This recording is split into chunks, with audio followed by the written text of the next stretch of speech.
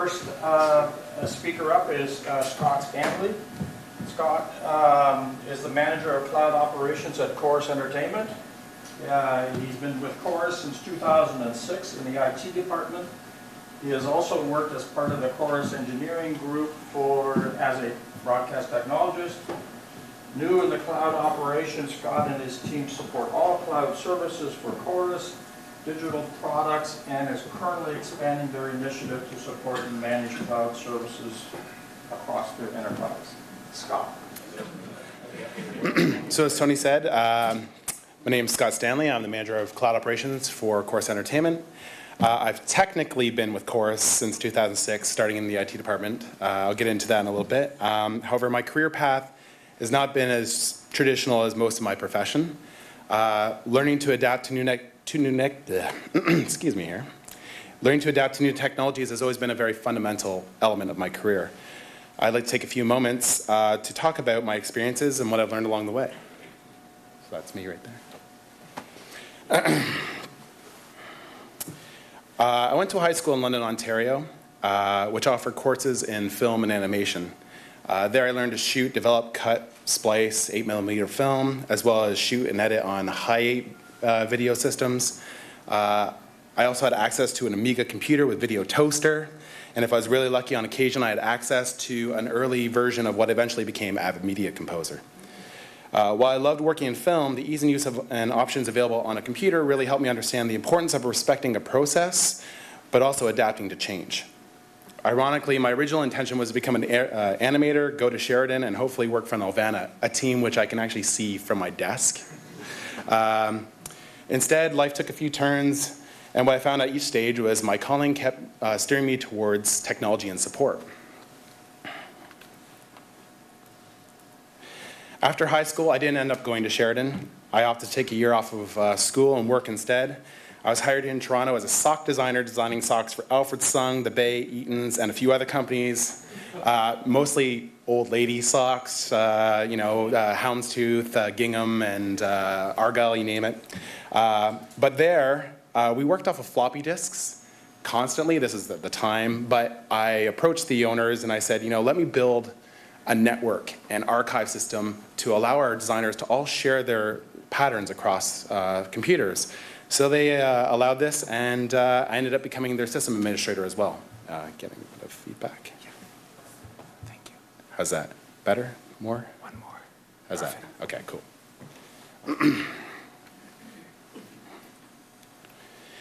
After that, I worked at C's Music, selling pro audio equipment and software, which gave me my first real experience in post-production support. Oops. Yeah, sorry about that, everyone. Okay. During the dot-com days, I was hired by a startup company to do search engine optimization. There wasn't a lot of information about SEO at the time, and because it was fairly new. And the first year, like all dot-com companies, we were really successful. We had some really reputable clients. Unfortunately, like most companies during the dot-com boom, during the second year, there was a pretty steady decline. The owner of the company realized he couldn't compete with some of the larger SEO companies coming out, and he decided to change business direction, and I saw this as an opportunity to venture into something new. So I decided to go back to school and focus more on web and post-production skills. I ended up at Toronto ImageWorks, where I took a course in webmastering and graphic design. As luck would have it, they were seeking a system administrator, and I was looking for a way to pay my tuition. So while supporting the school's networks, computer labs, and print systems, I had access to a lot of resources, and I was welcome to sit in on any of the courses that I wanted to. So I learned a lot about nonlinear editing, compositing, visual effects, motion graphics, web development, and anything else I could get my hands on. My experience at Toronto ImageWorks helped me get a job at a company called Creative Technology. I did everything from network installations, archive solutioning, computer repair, design software solutions, and performing system configs for our clients. Eventually, I was hired by Music Canada as a system administrator. I built and configured their network, migrated their email service to Microsoft Exchange, and got my first experience managing users and network security using Active Directory, SCCM, and WSUS. At the time, peer-to-peer networks and BitTorrents were highly used in Canada to acquire content illegally. Music lawyers at Music Canada who had to take on anti-piracy cases and read through various white papers were struggling to understand what these technologies actually did.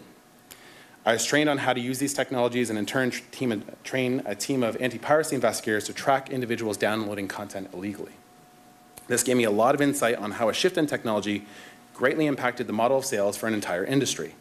During this time, though, there was a lot of successes for the industry. Most peer-to-peer networks were taken down, and legitimate services such as iTunes were made available in Canada. However, the process of protecting this content was not easy. There were still many methods of acquiring content for free, and most DRM technologies were still being developed. Also, pre-existing fair use laws that, while they helped the consumer, made it very difficult to amend in order to support the music labels and artists. Possibly the biggest challenge was profit margins. Previously, where music labels could charge over $20 for a physical album, they were now forced to reduce their profit margins significantly to compete with digital sales. However, in time, the new model stabilized, and the music industry continues to survive. Eventually, there was an opportunity at Alliance Atlantis in the IT service desk. At the time, my wife worked there. A little side story for you. Every time I attempted to apply for different roles, I think I did twice before the service desk for different roles in traffic and a few other things. I had mentioned that my wife worked there, and I didn't get the job. So when I went for a service desk, I didn't mention anything about my wife, and suddenly I got the job. So as most of you are aware, Alliance Atlantis was eventually purchased by CanWest, and the film distribution division of the business was sold. So in case you're wondering why I've got a little Alliance Films logo there, it's because I actually went and worked for them for a year and a half. Then CanWest was purchased by Shaw, and finally Shaw Media was purchased by Chorus. Well, Chorus Entertainment.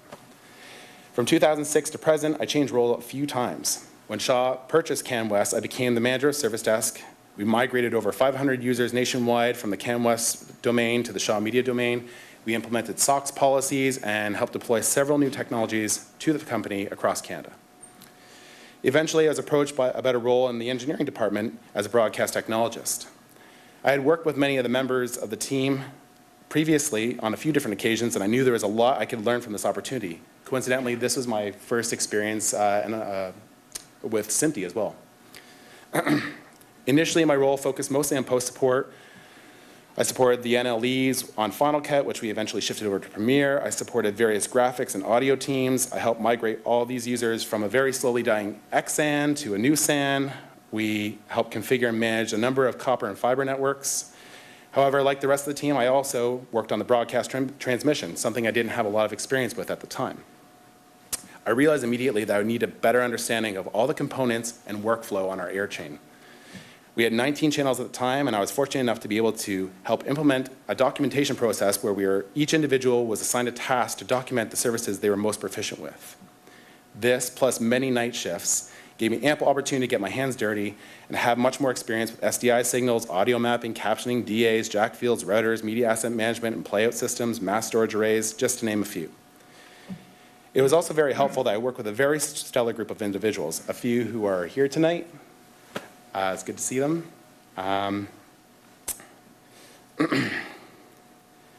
Sorry, I just lost my spot here. And to share this knowledge with. After a few years, I was contacted by a former director of mine about a role in cloud operations as a system administrator, which he thought I'd be a good candidate for. And now I manage a team of very talented cloud system administrators.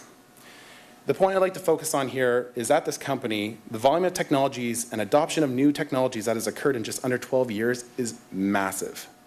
I was involved with a lot of these changes, some not, but some that I was, but just to highlight a few notable items. User PC refreshes happen many, many times. Desk phones were changed from Meridian phone systems where we'd have to go to another floor and patch BICS panels to Cisco VoIP systems, and then finally to Skype. Mobile devices that were all BlackBerry at one point and Nokia phones became iPhone and Androids. Many dedicated servers were upgraded to more robust systems to host virtual machines. Broadcast playout systems were changed more than once. Multiple media asset management systems were implemented. More channels were acquired and implemented. Archive systems were upgraded to have a much higher capacity. Network infrastructures were upgraded many times. Financial systems changed. Rights management systems were modified and updated. Social media services became more prevalent in our business operations. Ad sale technologies continuously evolved. And this barely scratches the surface. But as you can see, so many technologies change, and it was imperative to embrace these changes in order to be competitive in the broadcast industry. When I started in cloud operations, I'll admit, at first I was a bit unsure about what the job would actually be like. Like most, my initial thoughts and experiences about the cloud were a little bit skeptical. Additionally, the idea that there was yet a whole other form of technology to learn seemed a little overwhelming at first. But it didn't take long until I realized that it really wasn't foreign at all. When I joined the team, we were only 3 people. I quickly realized that a small group of administrators had managed to build an entire infrastructure stack that hosted services similar to ones that I supported previously with a much larger team. Even though we were only using it for our digital products, I saw so much potential to replicate services for IT and engineering, which we currently hosted on-premises but could be migrated to the cloud. But how could we achieve this? To start, achieving cost savings when it comes to cloud infrastructure requires a good strategy with proper implementation. Multiple departments of a single business can utilize cloud services, and it is the combination and harmonization of these processes that can allow you to scale the system so you're only actually using what you require to reduce overall spend. This, however, is not without its own challenges. Different cloud service providers offer their own unique flavor of services. Knowing which cloud service provider to use requires some dedicated analysis. In some cases, having a multi-cloud environment might be a good strategy, as it can allow you to pivot some of your services to a different vendor if you're unsatisfied with the performance provided by another cloud service provider. So make sure it's good, guys, okay? No more. No, in all honesty, our experience with the people who are going to be talking tonight, Amazon, they are quite stellar, and we are very happy with their services. There are very specific services provided by each cloud vendor, including compute, storage, databases, security, and much more, and this list is continuously evolving. Deciding which services your group will need and the best way to provision and design these services can also be challenging. If each group in your business individually research and develop their own cloud solutions, this could greatly reduce the amount of possible cost savings. Many services can be shared throughout your enterprise. This is where careful planning and assigning a dedicated team to monitor and track cloud service usage within your company can be a real asset. This can help ensure you're not creating duplicate services when they're not required. At Chorus, we're still relatively in the early stages of onboarding other teams to the cloud. However, my team already has alone managed to cut approximately $1 million of annual spend, making careful decisions about what services we will use and scaling down the service to what we actually require them to be. We also continuously evaluate other cloud service providers to ensure we are using the right vendor for the right service. Over the next few slides, I'll give you a few examples of additional steps we're taking to simplify our process and reduce costs. Using cloud services can often mean a much higher operational spend instead of capital investment. Many companies struggle to adapt to these changes. In certain scenarios, continuing to use on-premises bare metal might actually be the best option depending on your requirements. If you've already spent capital purchasing hardware for a process that does not need to leave your building, then there is no real justification to shift this service to the cloud right away. However, when you're able to migrate systems and services on an enterprise level to the cloud, you can begin to reduce costs on things like power consumption, HVAC, real estate, and manpower required to manage and maintain these systems. Also, if properly implemented, when a cloud service reaches end of life, you can simply update it to the current version of the service with minimal effort and relatively low cost. In my experience, all the major cloud vendors want to remain the best solution for your business. In an attempt to remain competitive, the costs of their services will generally decline over time. In some scenarios, it is also possible to reserve instance types or use spot instances to save additional costs. By centralizing your billing with other groups in your company, you may meet thresholds for certain services such as CDN usage or storage, which can allow you to create private commit pricing with your cloud vendor. In many cases, this can significantly reduce overall costs for these services. For example, my team deals with our digital video products. Sorry, just going to move this up. We output HLS and dash VOD and live stream content. Previously, as part of our digital VOD process, we would receive a mezzanine file and transcode it in the cloud to an adaptive bitrate files using a third-party service. However, this specific transcoding process actually ended up increasing our costs and time to delivery. This is mainly because Each time we need to package a piece of content, we would transfer the larger source file over the internet to this service, transcode, and then send it back to cloud storage. Recently, our engineering team paid capital to purchase some of very high-end encoders, so I really wanted to see if we could leverage these encoders to deliver adaptive bitrate instead of mezzanines. This was one of those scenarios where using something on-premises was actually the better option, for now. By making this one change, our delivery times were shorter, our encoding costs were reduced. This also helped remove the dependency for this vendor so we could actually pivot to a more optimal cloud service in the future. This is not to say that it's more expensive to transcode in the cloud. Rather, building the right workflow with the right provider is integral if you want to make this process efficient and cost-effective.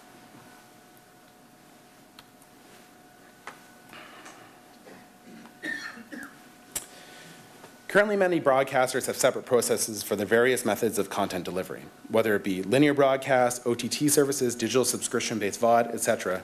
Consolidating these workflows in the cloud can make your delivery process much simpler. For some broadcasters, content is often acquired, stored, and then processed on premises. Often, each server will have its own specific workflow and dedicated resources to prepare the content for play. In an ideal scenario, content should be acquired directly from the vendor and then stored in the cloud, processed in the cloud, and played out from the cloud with as little manipulation to the content as possible. However, it can be difficult to change such involved workflows quickly, especially when you must meet tight deadlines to deliver your content. Content vendors, BDUs, and various services that interact directly with your content workflow might not be ready for this change. You yourself may require the ability to retrieve your content and process it on premises. Preparing for these scenarios with a phased approach and building in redundancy is key. While it may increase cost temporarily during the implementation phase, it will ensure that your content is still delivered on time. Recently, we've been working on validating these concepts. My team has already implemented a means of packaging our content and delivering it dynamically for our digital products. This means with a single packaging process, we can deliver a just-in-time packaged DRM encrypted content that is supported on all browsers and mobile apps. We're also working with our engineering and IT teams to collectively align and streamline our processes even more within the cloud. When it comes to dealing with media in the cloud, it's safe to presume that the average file size could be quite large, especially when you're dealing with 4K and Ultra HD content. In cases such as this, a standard internet connection might not be the most sufficient. Establishing a dedicated network from your premises to the cloud, cloud service providers offer a private connection between your data centers to the cloud, which in many cases can reduce your network costs, increase bandwidth throughput, and provide a more consistent network experience than internet-based connections. These services allow you to establish a dedicated network between your network and one of the cloud provider's endpoint locations. If you have a bandwidth-heavy workload that you wish to run in the cloud, these services can reduce your network costs into and out of the cloud. First, by transferring the data to and from the cloud directly, you can reduce bandwidth commitment to your internet provider. Second, all data transferred over your dedicated network is often charged at a reduced data transfer rate rather than internet data transfer rates. Network latency over the internet can vary, given that the internet is constantly changing how content is delivered, how data is delivered. With these services, you choose the data that utilizes the dedicated connections and how that data is routed, which can provide a more consistent network experience over internet-based connections. These services generally offer 1 gig to 10 gig connections, and you can easily provision more network connections if you require more capacity. In some cases, you can also use these services instead of establishing a VPN connection over the internet to your cloud stack, avoiding the need to utilize VPN hardware that can frequently not support data transfer rates over 4 gigabits per second. Again, when you're able to migrate services for your enterprise to the cloud, or even if you're just dealing with high bandwidth workflows, this will give you much more justification for this specific type of service.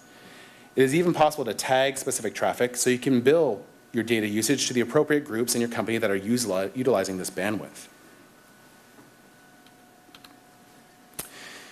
Managing on-premises storage can be challenging.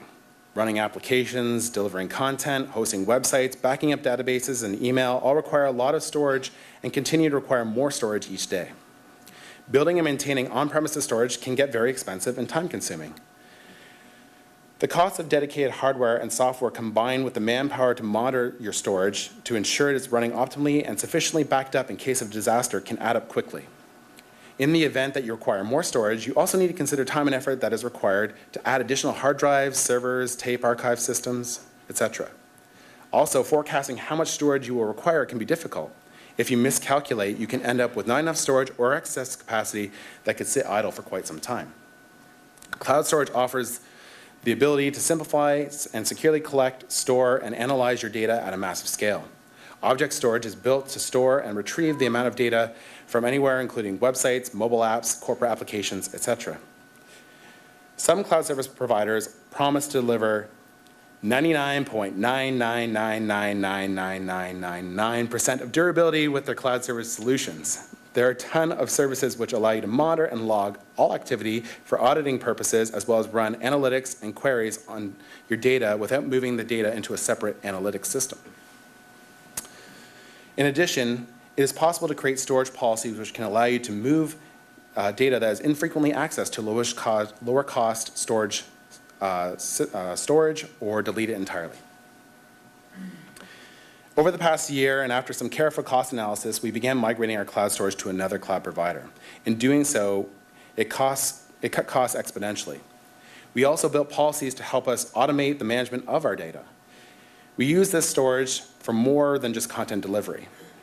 Some other uses for this storage include the collection of analysis of return path data, system log consolidation, file archiving, and hosting some of our microsites from flat HTML files. Cloud security is extremely important. Most cloud service providers offer many ways to encrypt your data, both in transit and at rest. When you're also able to specify how your private and public networks can be accessed within virtual private clouds. In addition to this, it is possible to add layers of security with encryption, such as token authentication, signed URLs, and various types of DRM using services hosted in the cloud. Some cloud service providers offer methods of accessing services with secure keys that are managed by another secure service that they provide. Services can often be assigned roles using this method, and this offers the ability to keep your infrastructure secure without the risk of exposing private access keys and minimize unauthorized access to your data. Monitoring and auditing of these services is also possible and very easy to set up and manage. Using these services enables governance, compliance, operational auditing, and risk auditing of your cloud services. Having the ability to log, monitor, and retain account activity related to actions across your cloud infrastructure event history simplifies security analysis, resource change tracking, and troubleshooting. There are also many third-party companies that offer dedicated solutions for additional protection of your data and services. Many of these companies offer end-to-end solutions to help fit your business-specific needs. With the potential amount of security available today, it is statistically possible to make your data more secure in the cloud than it would be on premises. It's important to take cloud security very seriously. DDoS attacks, bot networks, and malicious users could definitely cause serious financial impact. My team works very closely with our security and compliance team, and we are constantly updating services to be more secure. Right now, for example, who knows what Spectre and Meltdown are? Okay. So there was, for example, right now, that's what my team is completely focused on. There was a vulnerability that was detected that's been there for 11 years on Intel processors. 20 years. 20 years? 20 years. So this is something that we constantly keep working on. We keep trying to lock things down more and more, but it actually, definitely, it works. We've proven that it works, and we've actually caught people trying to access our content, but we've blocked them. Fortunately, most cloud providers offer their own security services to help mitigate the effort required for these processes. Once your content is consolidated in the cloud, it's a great opportunity to create what's referred to as a data lake to allow machine learning to analyze your content and extract comprehensive metadata. A data lake is a storage repository that holds a large amount of raw data in its native format until it's required. A data lake uses flat architecture to store data. Each data element in a lake is assigned a unique identifier and is tagged with a set of extended metadata tags. A data lake can be queried for relevant data, and that smaller set of data can be analyzed to answer specific questions. This data can be used to provide more details about the content for your end user. It can, as well as provide advanced search capabilities, return path data analytics for applications such as dynamic ad insertion, and offer user accessibility options such as speech recognitions for things like closed captioning and much more. Machine learning can be used in many ways and is not limited to content analysis. It can be used to generate predictions, enable development of robust, scalable, smart applications. These services can use historical data to help make better business decisions. These services can have the ability to discover patterns in data to construct predictive models using these patterns. It is then possible to use these models to make predictions on future data. For example, one of the possibilities of the application would be to predict whether or not a customer will purchase a particular product based on their past behavior, and use the prediction to send more meaningful notifications about said product to that customer. Creating a disaster recovery strategy is also very important, as we all know. In the unlikely event that a cloud service was to go down in a specific region, you can design your services to be ready and available in another region. To reduce costs, it's entirely possible to build a pilot light or cold standby system where these services remain scaled down and ready to spin up automatically in case of service failures. Alternatively, it is also possible to create an active environment that enables rapid failover at scale. With cloud service providers having data centers around the world, these services enable faster disaster recovery of critical systems without incurring the infrastructure expense and cost of a second physical site. My team currently templates all of our infrastructure so that in the event of failure, we're able to spin up our instances in another region very quickly. We also auto-scale and load balance our builds for each of our environments in a different availability zone. Since our content is primarily consumed on the web, we cache our content on a content distribution network. So who knows what a content distribution network is? Everyone? Okay. So this means that, we can have our sites, we can use the CDN layer. So if anyone's going to try, like if we get a large volume of traffic trying to hammer our site, we're protected by the CDN layer. And what we can do is we can cache that content on the CDN layer and we expire it whenever we choose to. So in the event that our entire site went down, we could save it by making the CDN cache indefinite. Processing content in the cloud can happen many ways, and depending on your needs, it's possible to create custom workflows utilizing various media services in the cloud that each cloud service provider offers. Being able to scale these services so that you're only paying for what you really need can significantly reduce overall costs and greatly improve time to delivery. Creating an optimal workflow can help you securely deliver higher quality content and a more meaningful experience for Canadian viewers. In conclusion, the OTT services that compete with Canadian broadcasters are already using these cloud services. I believe the future of Canadian media is dependent on the ability for broadcasters to embrace and utilize these services to their fullest potential. Thank you.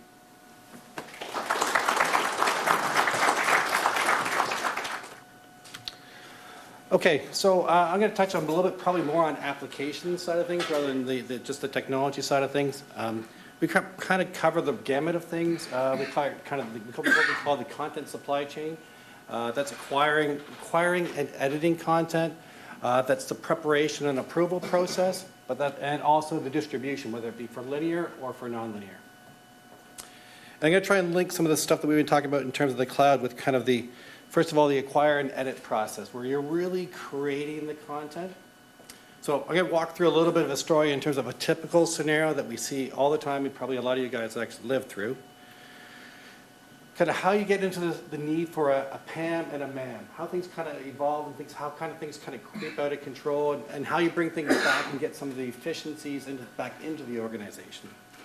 And just last month we went through this with a very large 3-letter broadcast network in New York, and this was the exact scenario that came up. They started out with one brand, and they had a bunch of content, and they were acquiring it, and they were editing it, and there's a single brand, a single editor using that content. And he had his own copy that he copied to his local machine from the central store, and life was kind of good. Then they got another brand, another set of editors. Those guys took that same storage, started to access that content, but you know what? They made their own copy. Okay, well, maybe that works. Then they came in, there's 4. Now there's a ton of editors. making their own copies of content and driving the inefficiencies up and the costs up as well. Multiple copies of content, the same content across multiple different places, absolutely no structured workflows. And the telltale sign of this is when somebody comes in, we talk to each one of these brands, and the person that came in, they started talking about their directory structure. Really? That's really not what you want your creative folks to be worried about. They're trying to structure their workflows by defining the directory structure. Say, this is where I get this is where I get this, then I drop it there. It's really, really inefficient. Neil's seen this 100 times, I think. He's nodding his head. Again, inefficiency creeps up. Your storage becomes massive, right? And the costs associated with that go up.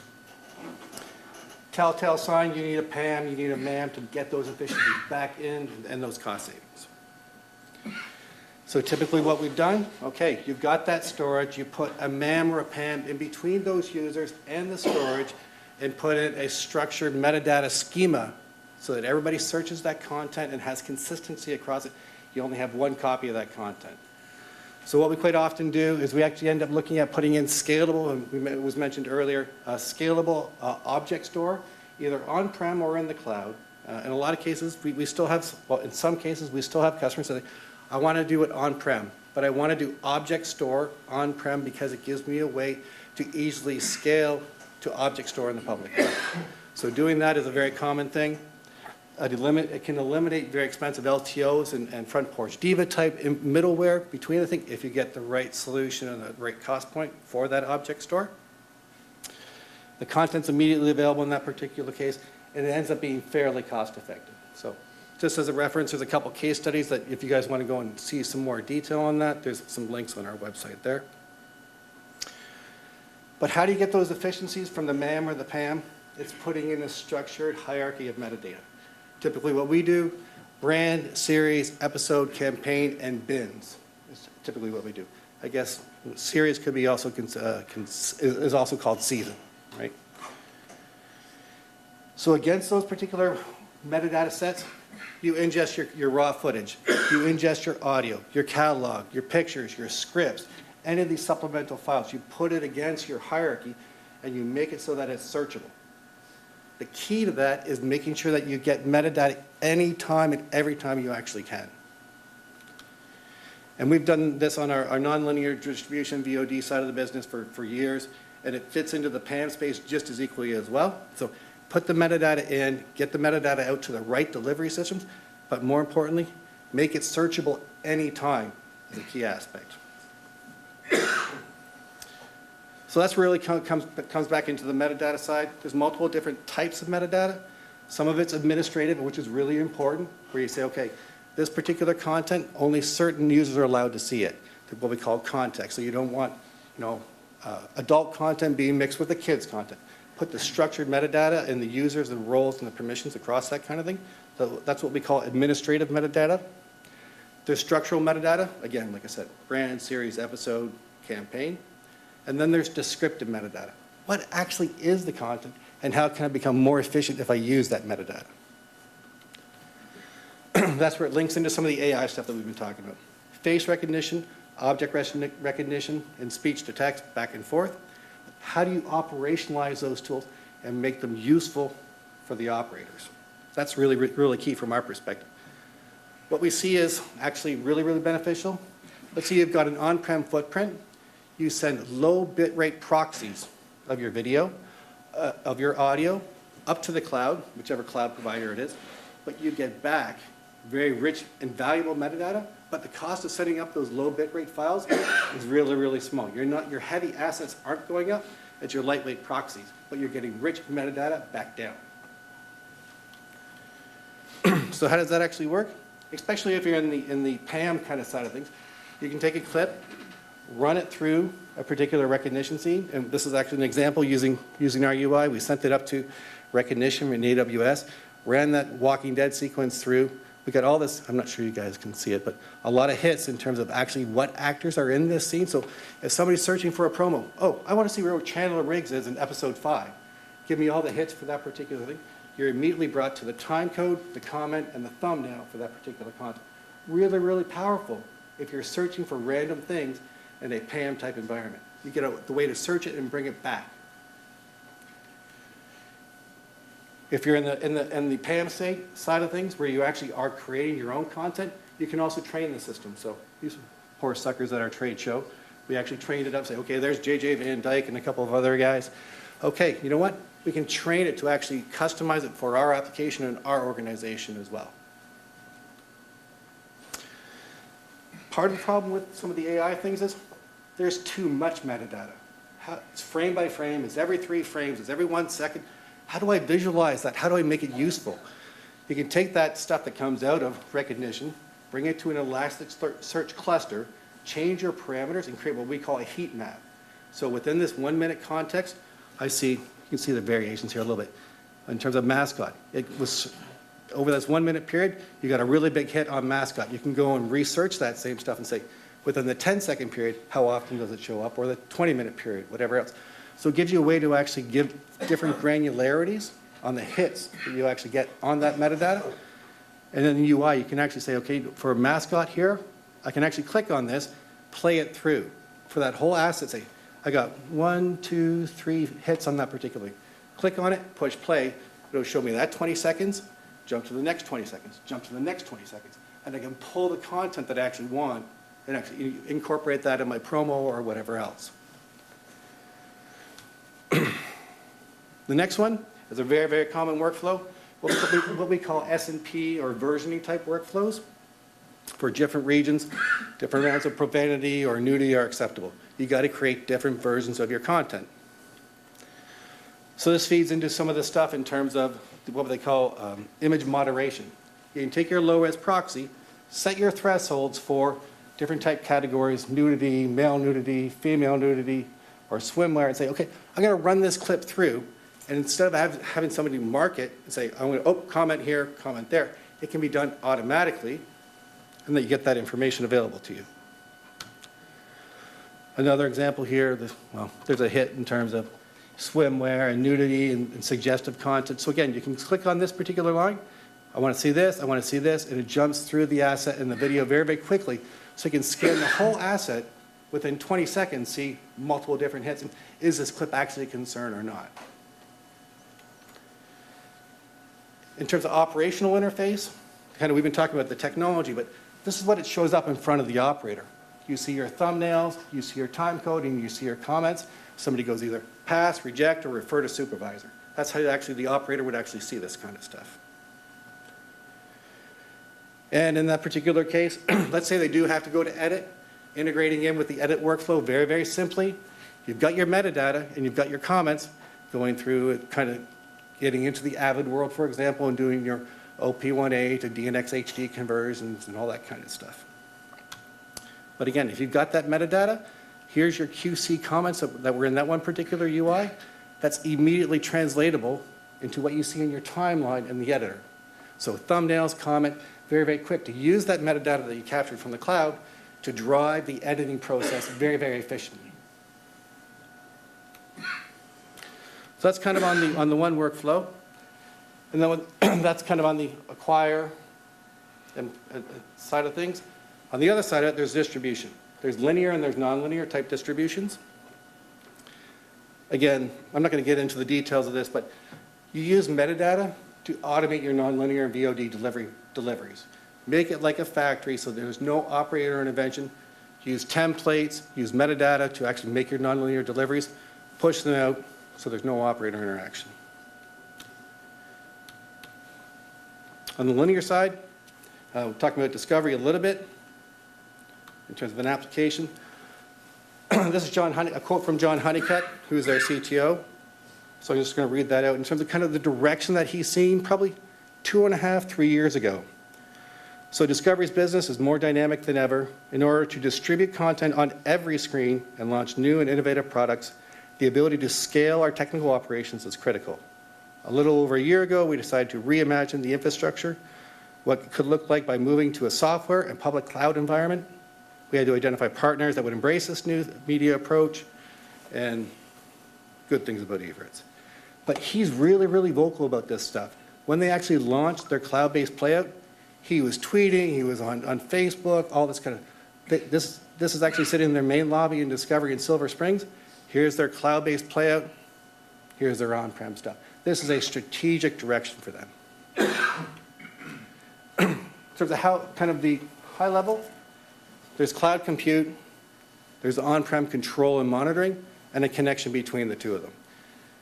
That connection between the two of them is really, really important. It's a 10 gig direct connect typically because it's high bit rate type stuff. And that's also where you do your multicast to unicast conversion. Because that's, again, the cloud is only unicast. We do the multicast to unicast conversion just before and after that 10 gig direct connect. Architecturally, we talked a little bit about this in terms of redundancy. Just because you're going to the cloud does not remove your responsibility to design in redundancy. Actually, it's probably more important because certain things you have control of on-prem, you don't have control of them in the cloud. So in this architecture, there's actually two different regions. This is the US East region, and this is an Ireland data center from AWS. Again, because there's 10 gig direct connects, what if one of those 10 gig direct connects goes down? Or the colo facility goes down? Main and redundant connections between colo facilities, so main and redundant 10 gig direct connects, that again are themselves are cross-connected, so you could lose any one of those things and still get to where you wanted to go. And two different facilities, so London and actually in Sterling in Virginia. Either one of these sites could take complete control and monitoring for the other site. So you could use the complete US Eastern Seaboard and still have control and monitoring and playout from the backup region in Ireland, or vice versa. And also, again, from a DR perspective, with simply another 10 gig direct connect, they can put a third DR site for just control and monitoring, not for the playout, just control and monitoring, just down 2 hours away from one of the main sites, for example. So we were talking earlier on in terms of, it was about virtualization. First of all, it was virtualization and IP. Actually, IP is necessary to get to virtualization. That's the key step that the industry had to go through to get to this kind of environment. The switch to IP was a necessary thing.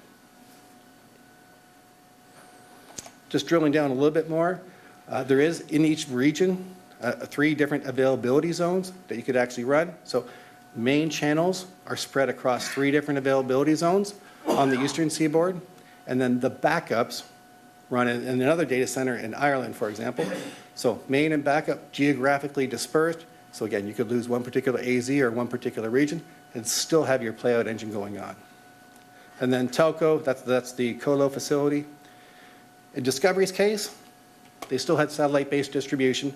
They kept their legacy encoders just for financial reasons. So actually those streams are, the main and redundant IP streams are brought back down to on-prem. They actually do an ACO-based switch, and then they go to their final mission encoding to satellite uplink, right? So key thing is here, it's redundant no matter where you are because you're geographically dispersed. And actually, interestingly enough, just this morning, we talked about geodiversity in terms of the cloud. Discovery announced this morning that their one Discovery place in Virginia, they're going to be shutting that down. So they're going to move their business operations, ad sales stuff to New York City, and they're going to move their technical operations to Tennessee. They're going to shut down by 2019, I think, a 15-story building that they have in Virginia. So geodiversity means the flexibility to move your operations wherever you want very, very easily because all the heavy stuff is actually up in the cloud. So is this real? Are they doing it at scale? Yeah. All their US networks actually transitioned, I believe, in November 19th to the cloud. So 50% of Discovery's US revenue is coming out of the AWS public cloud. That's a third of their worldwide revenue. Hence the redundancy and the importance of that. So those channels that are on air, Discovery, TLC, Oprah Winfrey, Velocity, Animal Planet, and some others, Science, Life, Family, things that we watch every day that are high revenue generating things for those particular guys. Can it fulfill most of the needs that we actually run into? Yep. So it's not only file-based content, it's live as well, right? So these guys are a little bit crazy. So again, we designed live into the architecture. So now we're going to do our first live event. Okay, good. 1 hour football game, 2 hour football game? Nope. We're going to do 40 hours live straight. Are you kidding me? Okay. But Barrett Jackson is a weekend-long auction show for antique cars and all that kind of stuff. 40 hours live straight was their first live event. So this stuff really, really works, and they were really confident in it. It's not just 2 hours a day of the Young and the Restless or whatever else. It's 24/7 based play out, right? Some companies out there are going very, very cautiously and slowly, saying 2 hours a day for the next year or whatever else. No, this is 7/24. It's large scale. So I think in this particular architecture, I think there's 80 playout channels for the US. It's going to happen for the UK as well, and that's about 240 channels. So it's real, it's live stuff, it's at scale. And of course, fully virtualized. From an operations perspective, how different does it look? It doesn't. These are pictures that you could be from almost any master control room. So here's their master control room, their playlists and their timeline views and stuff like that. Their main server, their backup server, well, that's not two servers down in the data center. That's region 1 and region 2, geographically dispersed. So the operators really don't know whether it's on-prem or in the cloud, which is pretty powerful. And then the timeline view from multi-list at the same time. So graphics. One of the questions I always get is, well, what about graphics? Graphics are very complex. They're very compute intensive. Can you really do that stuff in the cloud? And why do we spend so much time on it? Well, we all know that it's all about viewer retention. In-channel promos, keeping the people tuned to the particular channels, or cross-promoting between different channels. It's really, really important to the business overall that we have. So these are just a couple examples of the graphics you can actually do. Full screen animations, 32-bit MOS, very, very compute intensive. That's why we actually use the GPU instance types rather than just CPU only. GPUs are good for a reason. They accelerate the graphics and give you the horsepower you actually need. DVE squeezes, data feeds for weather, time, temperature, RSS feed for news and stuff like that. All that stuff is possible on-prem as well as in the cloud. So I could go on for all the different versions of graphics. And rather than talk about each one of them, I'm just going to roll a video for a couple minutes to show you actually what graphics are possible in the cloud, on-prem, or in the cloud.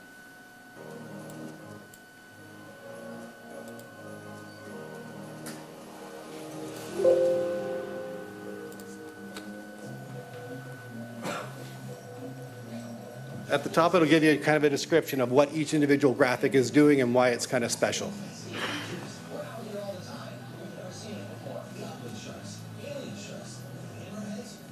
If I could build a custom truck or a custom dream truck, it would probably just be a rat rod of some sort. Low and slow is my way to go. I'm more about design and artistic fabrication, stuff like that. I figure if it's fast, I'm just going to keep control or I'm going to break it. If I could build a dream truck, I think that'd be an old rat rod, maybe an old International.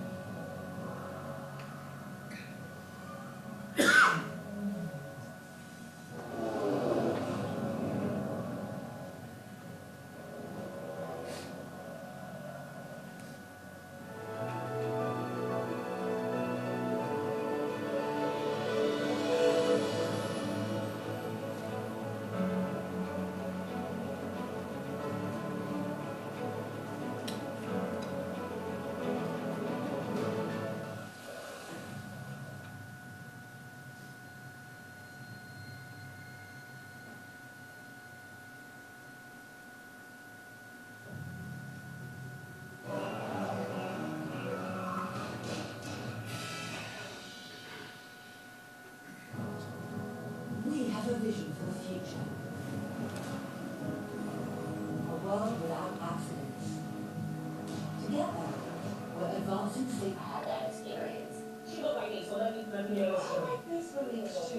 I'm relaxing, but I think this is what they do. It may seem like a rowdy bunch, but we love each other, and I know they have my best things separate. You know, I like this stuff that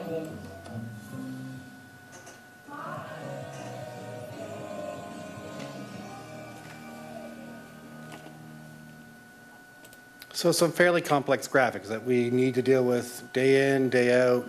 You can do them on-prem, or you can do them in the cloud, right?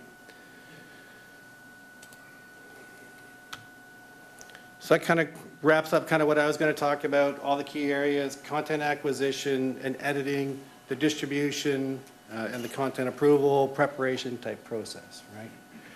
So thanks for your time. Any questions, feel free to reach out to me now or after.